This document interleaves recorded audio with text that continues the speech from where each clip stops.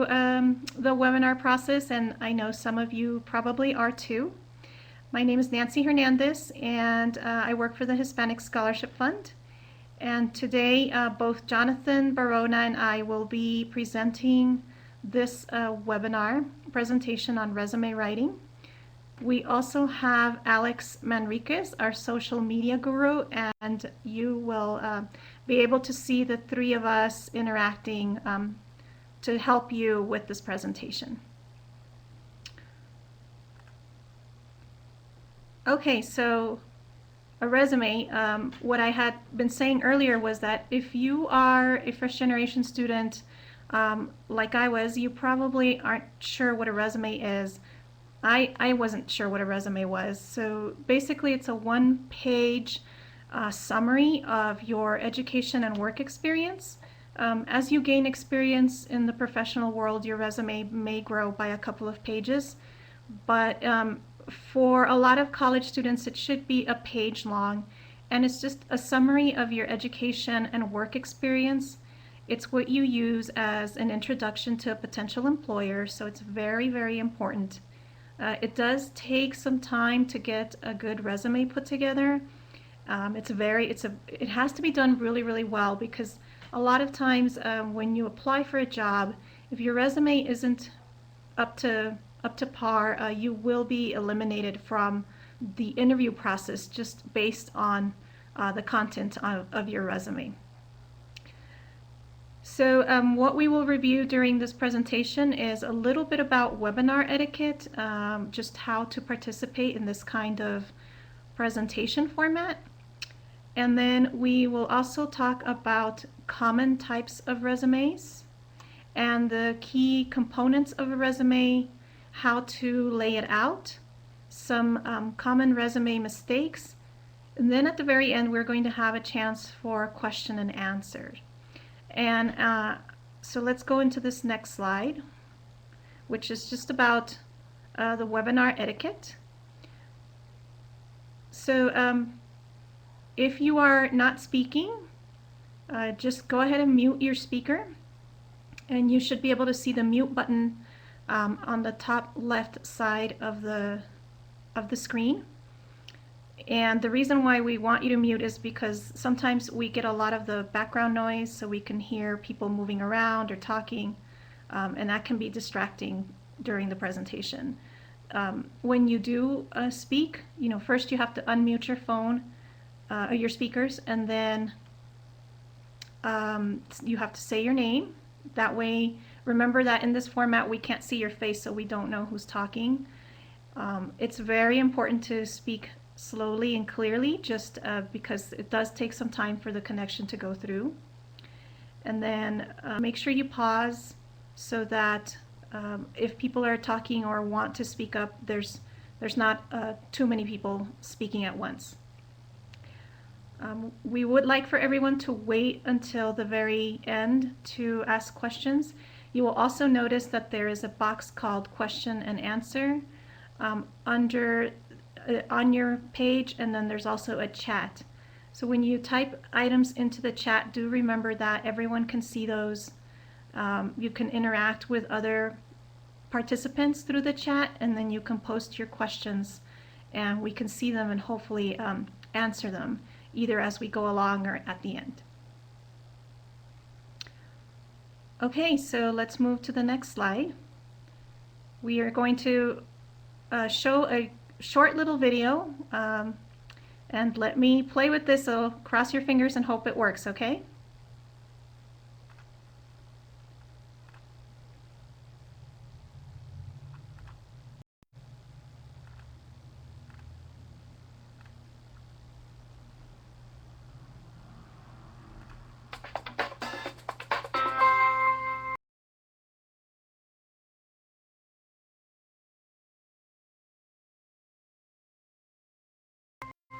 How to write a resume. Want to get yourself out of a bad situation and into a better one? A solid resume is the first step. You will need a computer and a printer. Step 1. Write your name in bold at the top of the page, followed by your address, phone numbers, and email address. Then center the whole thing. It also helps to make your heading slightly bigger than the rest of your resume, so it stands out at the top of the page. Step 2. List your work history, starting with your most recent position. Include the place of employment, the dates you were employed there, and the type of job you performed. If it's your job titles that are impressive, lead with them in bold. If the places you worked are more impressive than what you actually did there, bold them instead. Step 3. Give a brief summary of what you did at each position. Step 4. Look closely at the description of the job you're applying for and adjust what you've written to emphasize your most relevant skills and experience. If you're not applying for a specific job, use an objective line to describe what kind of work you're looking for and why you want it. Step 5. Leave at least 3 spaces between job summations so your resume is easy to read, even if that means shortening some sections. Step 6. When you're done listing former jobs, list your education, including the school you graduated from and the degree you earned there. Step 7. After your education, list any personal information, like hobbies, interests, or skills that pertain to the job you're seeking. But leave out the stupid stuff.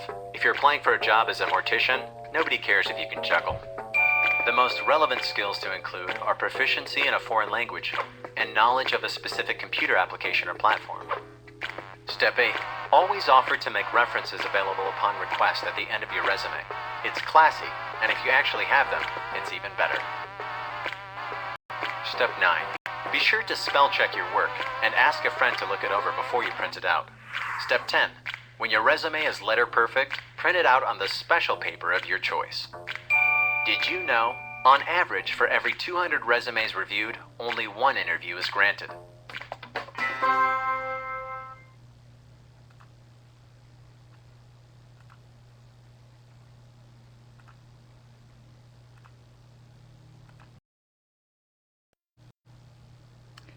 Okay, so I'm pulling up the PowerPoint again. I hope that video you were able to watch it and hear it clearly. It is just a general information for anyone who's new to writing resumes. And so there are a couple of different kinds of resumes. The first type of a resume is a chronological. This is where you would list your education and experience starting with the most recent information first. And then you would end with, for example, maybe a job you had during high school or the last, the oldest job that you have. There's also a functional resume, and that is where you list your skills and experience by category. So for example, if you were training to be a lawyer, you would list your skills that are applicable to being a lawyer, like public speaking or doing research or presenting arguments, that kind of thing. And then there is a combined resume, which is obviously, as the name says, it's both. You begin with just a summary of your skills and experience, and then you start to do a timeline of the jobs that you've had. And then for those of you who might be interested in either international work or graduate school, you may be asked to provide a curriculum vitae, which is, it's called a CV, and that's a specific type of resume that lists all of your research publications and your presentations and educational experience. For that particular format, we are not going to go into a lot of detail about that, but if you are interested in how to write a CV, we can definitely talk about that later. So is everything clear? I hope everyone can hear okay. All right, so let's go over a chronological resume. So again, this is the one where you list the most recent jobs you've had first. Now each kind of resume has good things and bad things about it. So there isn't one strict rule on how to write the resume. There's just a lot of things that you can do that would make your resume look bad. So the good news about the chronological format is that it's easy to read and it's easy to scan. Remember that nowadays it's highly unlikely you will send in a paper resume. Most employers will want you to email it. They may scan it into a computer where the computer will look for keywords just to make sure that it screens out anyone that's not that doesn't meet the qualifications. So it's very, very important to have a good document that's easy to scan. On the PowerPoint, you will see that it's accepted by more than half of the human resources professionals. It's also preferred for internet job boards. So if you're doing Monster Jobs or one of those websites where you list your resume, this is the way to go. It's really great if you have continuous work history. So, for example, you've been working since high school and you have one job after another. That the chronological format looks really well. It's also very good if you have very popular employers. So, for example, if you've worked for Google or if you've had an internship with Goldman Sachs, obviously a lot of people recognize those names, so it's good to highlight that you've worked for a top company. It also is very good to highlight your recent experience. So let's say you're a brand new college graduate and you want to highlight the fact that you've landed your first big job at Wells Fargo. This would be the kind of a resume to go with. It's very universal, so a lot of employers are familiar with the chronological. Now, if you have had a very messy career history, so maybe you started working at a gas station and then at a bookstore, or then you moved to retail, or if you have any gaps in your employment history, so maybe you didn't work for 5 years and the employer may be wondering why, this format might not be the best for you. It's also, if you have a lot of work experience, the chronological resume might start to look a little long and a little boring.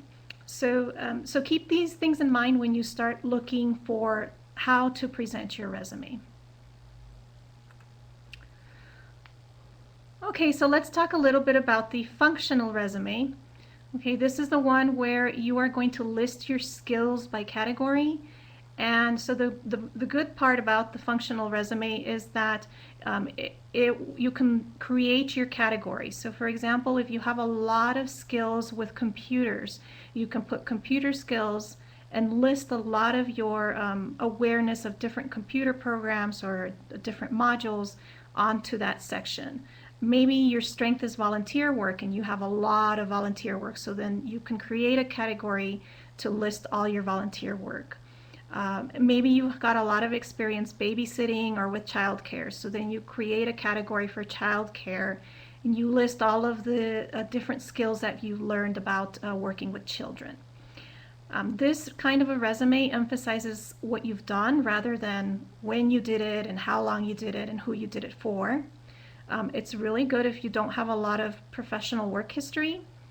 And then it's good if you took a break and you're trying to get back into the world of work. This is good to show an employer that you have skills, that you just are coming in after taking a break.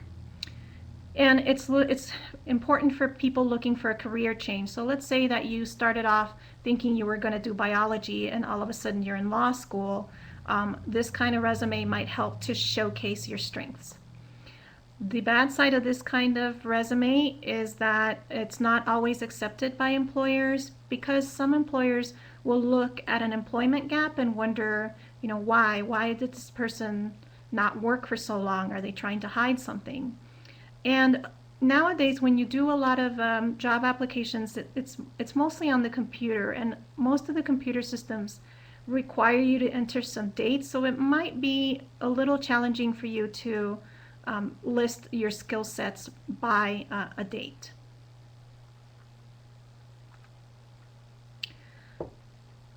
Okay, so the next kind of format is this combination format, and this is what I tend to use with my own resumes. This is, again, it's acceptable to a lot of employers, especially if you do it right. And it gives you a chance to write down your work history, but it also gives you a chance to talk about your strengths. It's useful if your relevant experience was something that happened a while ago. So maybe if you had a research project 3 years ago, this might be a good resume to help you highlight that. It's good if you have a non-traditional career history or if you're doing a career change. The downside is that it might not be accepted by a lot of employers, and it also might be difficult to put it online. I think the most important thing to remember about the resume is that you need to investigate what your employer or what the job description says, and that knowing what they want will help you determine what type of resume is the best for you. So now I'm going to hand this presentation over to Jonathan, and he's going to talk about all the things that you should put in your resume regardless of what kind of format you want. And I'll give Jonathan a couple of seconds just to get on.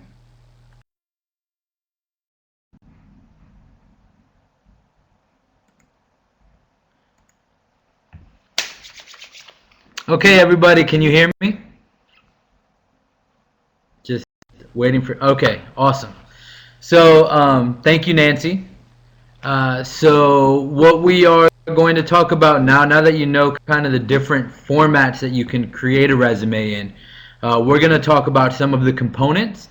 And so first, you kind of have several different components that you can include, and I think people need to realize that creating a resume is very personal, and so what you include says a lot about yourself and about your experience. So first, you'll see that the mandatory parts of a resume are you're always going to need to include your contact information, your name, your address, your telephone number, email address, and you have to just make sure that it's all current. So you want to make sure that if you're going to move soon, then maybe you don't include your home address. You include a different address. Or if you're a student, you're about to graduate, you don't include your university housing because you're going to move. So you want to make sure that the components that you put in there are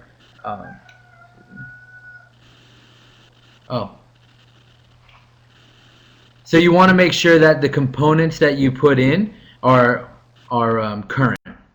The next thing is you want to put in some sort of employment history or some summary of your experience.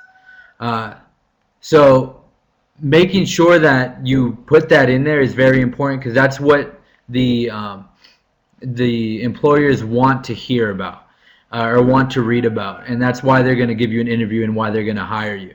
So you don't have to necessarily put it chronologically, but making sure that it is included in some way. So if you do a functional resume, you still need to have information about your experience and your job experience, whether that's volunteer, internships, or actual paid jobs. The other thing is you want to include your education. Education, normally you're going to want to include your most recent education. So once you're kind of halfway through college, you don't need to include high school information anymore. You are able to be selective about what parts of your education you actually include. So if your GPA is not super high, if it wasn't a 3.8, a 3.5, then maybe you decide not to include that. If your major was more impressive than your institution, maybe you lead with that. If your institution was very impressive, then maybe that's what you have in bold. So, but you do want to make sure that your education is on there, because if it's not, then they'll assume either you don't have any, so you never graduated high school, or they'll have to ask you about it, or they might just throw it away. So making sure that you have the correct information on your education is very important. So those three you're always going to have on your resume. The contact information, your employment, your skills, employment information, and then your education. Now, aside from those three, you have a lot of options on what you put in your resume. You can put in an objective. So an objective could be seeking an entry-level position in marketing in, let's say, the sports industry. So that would be your objective.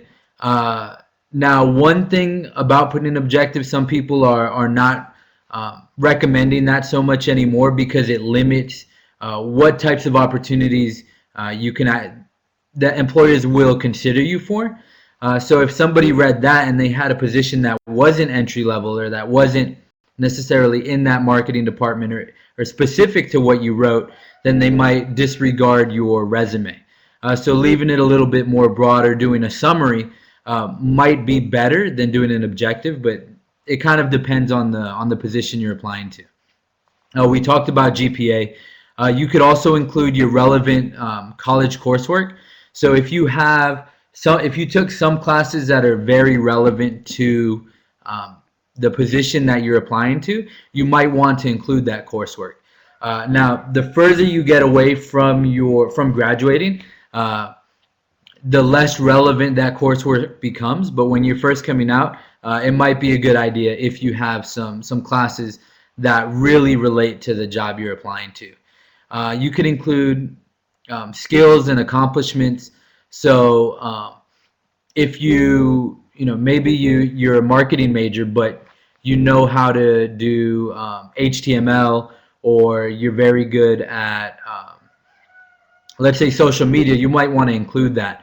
If you received any type of award during your college career or maybe outside of that, that might be something to include, especially if it is industry specific. What you'll notice is that your resumes change depending on the position that you apply to. Your certificates or licenses will be relevant or you might want to include if they are relevant to the career that or to the position you're applying to. So, for instance, if the position requires you to drive heavy equipment in any capacity and you're licensed to do that, you want to include that information on your resume. Likewise, for a CPA or any position where you see that license, that certificate will be helpful.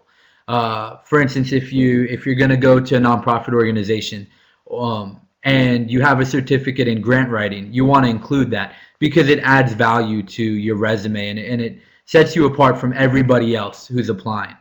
References. Sometimes it's standard practice. You'll hear people say you should write references available upon request.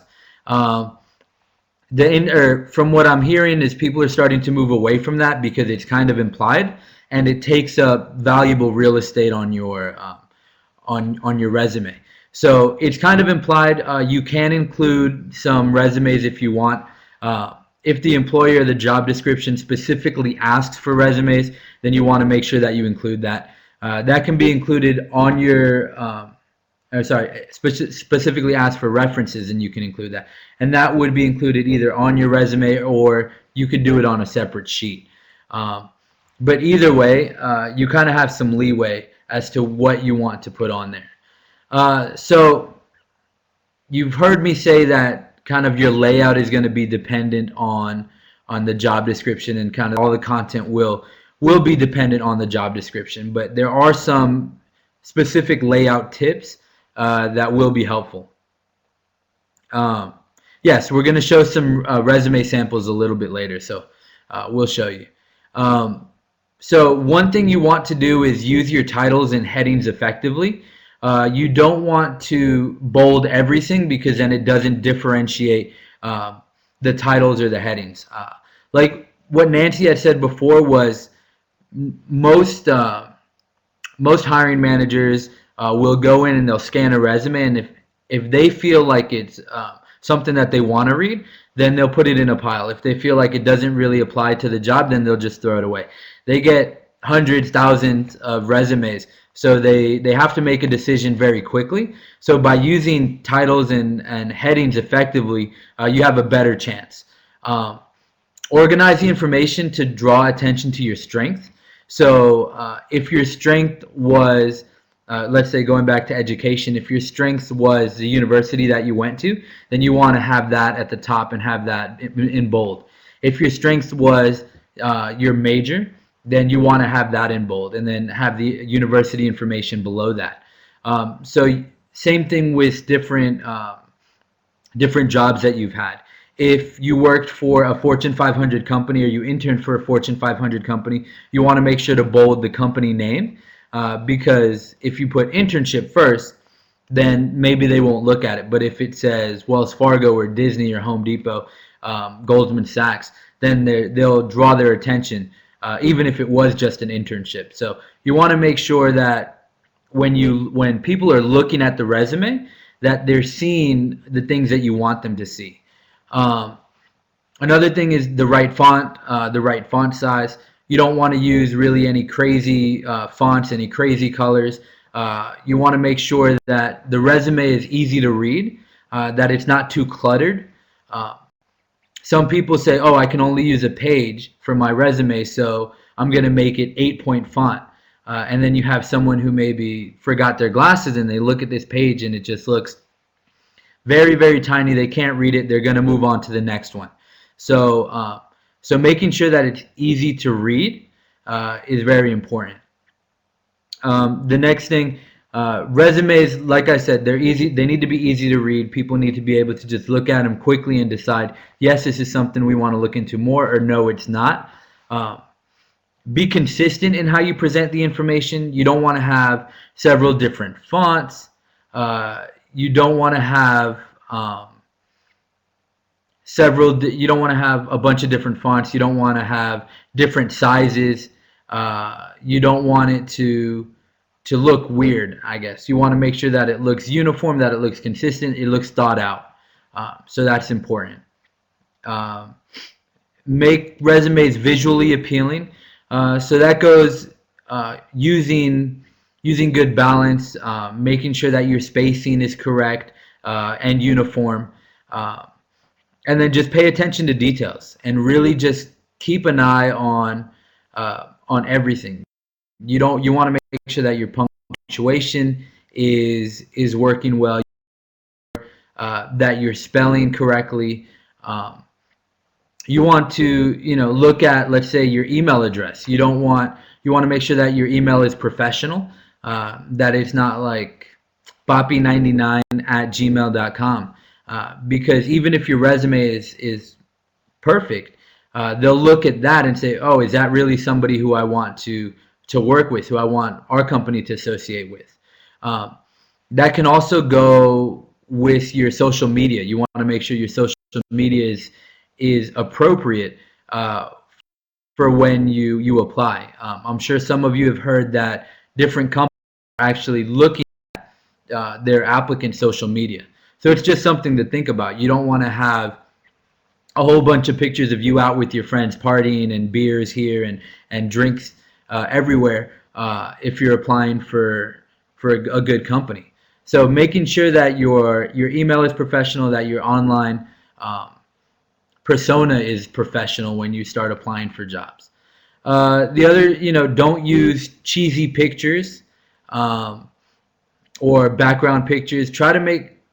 You want it to look elegant, you want it to look nice, but you don't want it to look cheesy. You don't want it to be a little bit overboard.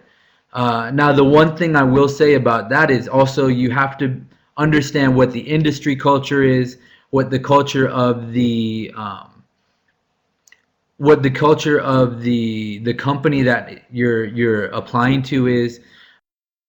So if you know that they're a little bit more laid back, then you don't want to have a very, very formal resume. Where if you know that organization is very formal, then you want to tailor it to that. Also, if they ask for a specific format or the company asks for specific information, you want to make sure that you're including that information. So those are just some tips.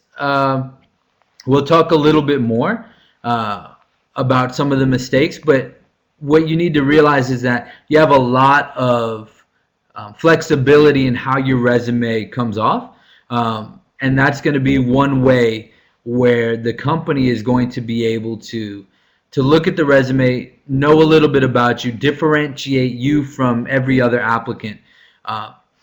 So some common mistakes, misspelling words, especially if you're getting hired for something in marketing or English related or something in literature and in publishing, anything like that. You want to make sure that you don't misspell words. You want to make sure you use punctuation and grammar correctly.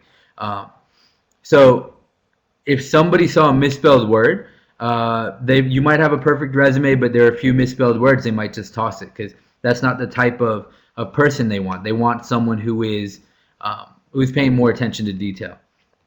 Uh, Another mistake is people use a standard resume and they don't tailor it to the job description. Uh, so if you have a resume, you want to make sure that you go in, look at the jobs you're applying to, and look at the job descriptions and try to put some of those keywords into your resume or your cover letter. Uh, Many organizations are actually scanning resumes now, and so if they don't have keywords, then it won't even get onto the next. It won't get onto the next round. So making sure that you tailor your resume to the job description is very important. Be honest. You don't want to say, you don't want to say that you have a degree that you didn't earn. You don't want to say that your GPA is higher than it was. You don't want to say that you worked for a company for 3 years when really you only worked for them for 3 months. Um, you know, these organizations, or most of the companies you're going to apply to, are going to do a background check, or they might just look into a resume, or maybe they won't. But you don't want to get caught in a lie and potentially either never get the job or lose your job once you have it. Um, Also, you know, I hear from students quite a bit that they don't have any experience. They've never done this type of job. What you can do though is look at the types of skills that you've actually used. So maybe you volunteered and to create schedules. You had to manage multiple volunteers. So you weren't a manager per se. That wasn't your job title, but you can list those skills under that section because you did do some of those activities. So really trying to see where you can pull skills from and where you can try to find experience that matches the job description or the job that you're looking for, and be creative about it. Um, I mean, worst case scenario, they won't call you back and they don't feel like you have the experience, but uh, that would happen if you didn't include any of it anyways. So really trying to be creative and figure out where you can pull skills from, or some of the experience that you've had, and how it relates to the job that you're applying to. Also, if you're going to say you're bilingual, then you should be bilingual. Uh, you can say you're a native speaker, which means that you speak Spanish or whatever language at home and in your daily life. You should specify if you can read and write, or you should specify if it's only speak. If you can only speak Spanish, but you can't read or write. So you want to just specify what level you are at every skill. So if they ask you to be proficient in HTML and you know how to maybe do a little bit from your computer class your freshman year, then you probably don't want to say that you're proficient in it because you're not. But you could say some knowledge in HTML. And you can explain that once you get to the interview. So you'll have some of the skill that they want. And you can explain, yes, I know how to do most things. I wouldn't consider myself an expert, but I do know how to do some things with HTML. So be honest, but also, put in any skills that you have. So this is an example of a not so great resume. And this is not Nancy's current resume. Her resume is actually really long. She's getting her PhD, so don't get mad at Nancy. But essentially, you can see it's not very clear. There's kind of a lot of colors going, a lot of bold. There's not a whole lot of information. So there's too much white space, and you're really not telling the hiring manager or the company a whole lot of information. Just the objective is very short. The font is not super easy to read. So there's just a lot of things going on with that. I would also say, experience. There's no space between administrative, and then you probably don't want to put ass instead of assistant. So that's just something to keep in mind. when you're talking about how long is too long, uh, one page is standard. If you really have a lot of experience, in maybe 2 pages. But realistically, especially if you're just coming out of college or you're currently a college student, you should be able to put everything in 1 page. If you give them a book, they're not going to read it. They're going to maybe read the first page. So you want to keep everything in 1 page unless you have a whole lot of um, work experience. So if you feel like it's getting too long because you have a long work experience or a lot of history, what you might want to do is do a combination resume where you really highlight the skills, and then you can talk about the companies that you have in a shorter section. So you might work. Let's say you're a project manager in 7 different companies. You might have done the same things and gained the same skills or from each company, but instead of listing each one and listing every skill under each one, you might want to do a combination resume so that you can list your project management skills, and then on the bottom you can list the companies that you worked for and the positions that you had. So you really want to keep it to 1 page if possible. 2 pages is completely acceptable, but if you're getting into 3, 4, 5 pages, that's way too much and nobody's going to read it. Also, just understand that if it's an entry level job or if it's a lower, maybe not an executive type job, you really want to keep your resume shorter. If you're going into an executive type job or even a manager position, director position, then you have a little bit more leeway with uh, the length of your resume because people expect more from the higher level applicants. So that's just something to keep in mind. Now here's an example of a better resume. You see it just looks better overall. It's the same. It's a student with the same exact um, qualifications, but this resume just looks a lot nicer. You can see how the contact information is centered and it's very clear. It doesn't have crazy colors or crazy fonts. They put their resume or their GPA because it was pretty high. Um, it does have relevant coursework. Your experience, work experience, it lists out full assistant and the company information there. Uh, so that's just some information about that. Now your resume, there are some other tips about using action words, not having a passive voice, but it really kind of depends on how you want to portray yourself. So computer savvy, let's say, a better resume, but maybe computer savvy, you might want to include um, specific software that you are familiar with, or what do you mean by computer savvy? Um, childcare and child safety techniques. You might want to include what type of information is on there. Do I have I don't think we do for this one, but we can definitely send you one. Um, as far as having a non-entry level resume. If you just at the end, we'll have our email addresses, and we'll be happy to send you some more information or talk a little bit more as well. So now we just want to open it up to question and answer. So if you guys have any questions, I believe there's a way for you to raise your hand and we can allow you to speak. So if you're interested, just go ahead and ask your questions and we will figure that out. Or you can type a question. Click on the man at the top with his hand raised.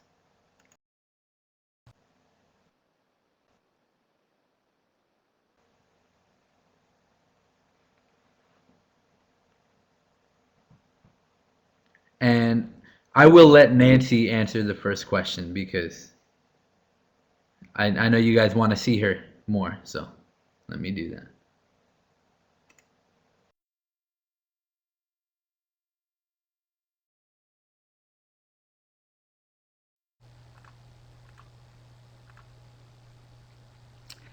Hi, everyone. So I hope we've got some questions for this presentation. We are happy to send you the PowerPoint afterwards, and we can send you some examples of resumes at this point. So as Jonathan said, I'm getting my doctorate, so my resume is actually about 3 pages long with everything on it. So what I do is I have a 3-page resume, and then every time that I look for a new job, I just pick and choose what I want to highlight on a maybe 1.5-page resume, and I put at the bottom or into the resume, I incorporate the word selective work history or selective skill sets. That way, the employer will realize that I'm just selecting things out of my resume that might be useful to them, and they can always ask me for other history later on. So we have a question: are there any risky but potentially effective techniques that can be used when creating a resume? So I've done a lot of work in reading resumes for internships and for students that are applying for different kinds of scholarship opportunities. And I would say that you can take risks. I see a lot of creative resumes where maybe they play around with the texture of the paper or the background. The thing is to not let your creative format overwhelm what the content is. So if you want to, for example, use, I've seen a resume that incorporated pictures of leaves and flowers in the background, but it was very soft so that the first thing you notice is the text of the resume, not so much that there's a bunch of pretty pictures. But I would say if you are a recent or about to be a college graduate or a recent college graduate, I wouldn't take those risks unless your area of industry specifically encourages that. So, for example, if you are in a marketing background, and maybe Alex might be able to speak more to this, or in social media or in a communications field, then maybe people in that industry might be more impressed with taking some risks. But again, the best thing to do is to check with professionals in that area and just say, hey, I'm putting my resume together. What would you recommend? What would you discard? What kind of a resume would you get rid of first? And so for me, the things that really turn me off in resumes, so remember, I have to be brutal because even though I love students, I can't give an internship to every student. The way I eliminate resumes is if the font is too small. I don't want to hurt my eyes trying to read it. If it's too crowded, if it looks like you're trying to list too many things onto 1 page or 2 pages, then I figure you don't know how to prioritize or how to be critical of your own skills. So I just delete those. Any resumes that have kind of cliche or cheesy terms, I really don't like it when, for example, the students put in that they're a people person. I'm like, well, we all have to learn how to work with people, so that's not very helpful. And as you saw on my fake resume, if you have something on there that says like, oh, you don't even know how to properly spell your job position, if you're an administrative ass instead of an administrative assistant, that's a turn off. People who just leave a lot of blank space. So as Jonathan was saying, if you don't have a lot of experience, dig deep. Did you do any child care? Have you done any kind of help with the elderly? Are you bilingual? Do you translate for parents? All of those skills are very useful in helping the employer decide if you might be a good match for their job. So I'm going to quickly read through some of these questions and see if there's others.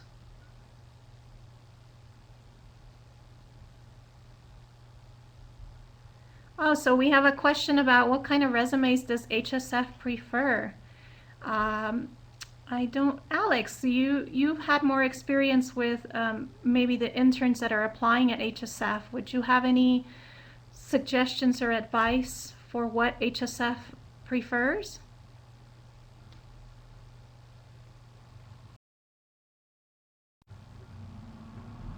Hi, we're looking for Hi, we're something looking that for something states that states what you're what able to you're do. able to So the do. first So the option first is option probably the is best for probably the best HSS. for HSS. Um, Um, but but being creative and being showing creative us and showing us where you could help where us you can out. help us Like out. Like we've hired quite a hired few quite a interns few locally. interns locally. They have different They have skill sets, different skill but sets, they've but highlighted they've what highlighted else they what could else do, they could do, and that and helped us. that helped us.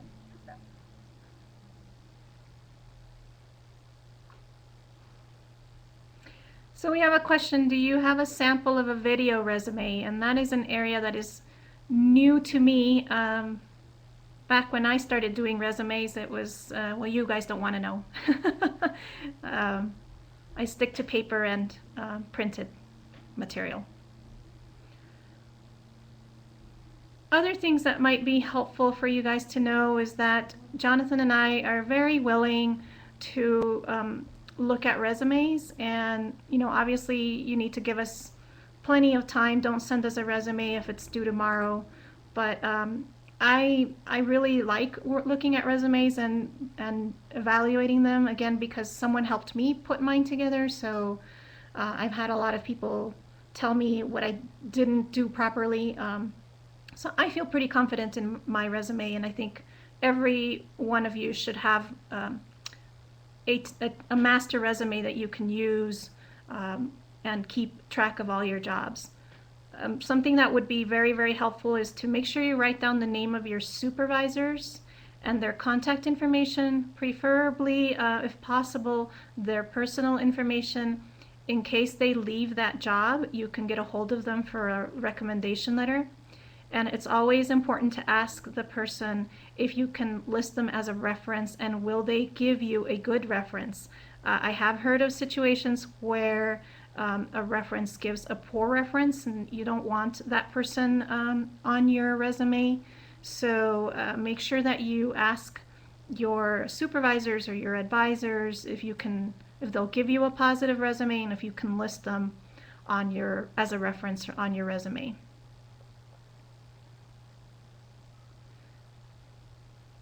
So I'm going to post our contact information here. And again, don't be afraid to reach out to your school's career center or writing center and ask them for a resume review or an editing session. There are a lot of examples on the internet. So I've seen a lot of web pages where they will charge you to help you with your resume. I would say that that's really not necessary. There's a lot of free resources. Maybe your school doesn't have the best resources, but if you get online, we can definitely find some really, really good free resources to help you look at a good, strong resume format. If you do job fairs, bye Juan, have fun in class. If you do job fairs, show them your resume, ask them for feedback. Not only does that make you look real professional if you ask someone on the spot to give you feedback on your resume, it also helps you stand out from the competition.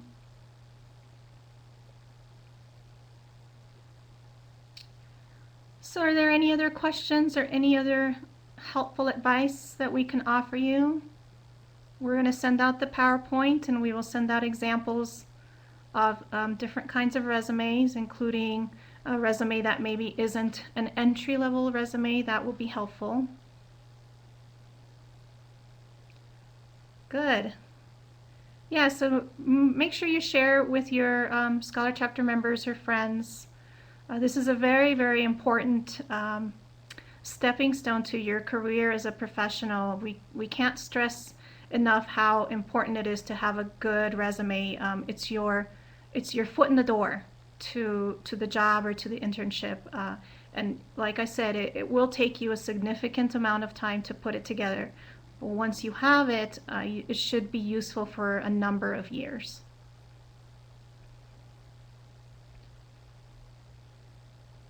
Yes, and Jonathan's saying, remember the resume doesn't get you a job. It does get you the foot in the door. The next part will be the interview. So if you are interested in possibly a webinar on interview techniques, please let us know.